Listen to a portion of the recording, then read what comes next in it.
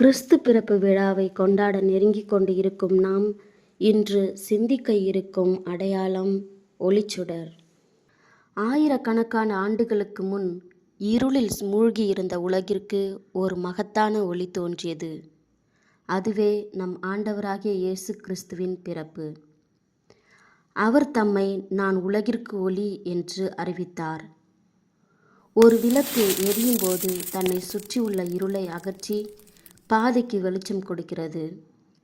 இயேசு கிறிஸ்துவும் நம் வாழ்வில் அப்படிப்பட்ட ஒரு ஒளியாக இருக்கிறார். பாவம், பயம், கவலைகள் என்னும் இருள் நம்மை சூழ்ந்திருக்கும் போது கிறிஸ்துவின் அன்பு என்னும் ஒளிச்சுடர் நமக்கு நம்பிக்கையையும் அமைதியையும் கொடுக்கிறது. கிறிஸ்து பிறப்பின் செய்தி என்னவென்றால், நாம் அந்த ஒளியை பெற்று நாமும் மற்றவர்களுக்கு ஒளியாக மாற வேண்டும் என்பதே. நீங்கள் உலகின் ஒளி என்று இயேசு தம் சீடர்களிடம் சொன்னார். அது உங்களுக்கும் எனக்கும் பொருந்தும். இந்த கிறிஸ்துமஸ் காலத்தில் நாம் ஒவ்வொருவரும் ஒரு சின்னஞ்சிறிய ஒளிச்சுடராக மாறுவோம்.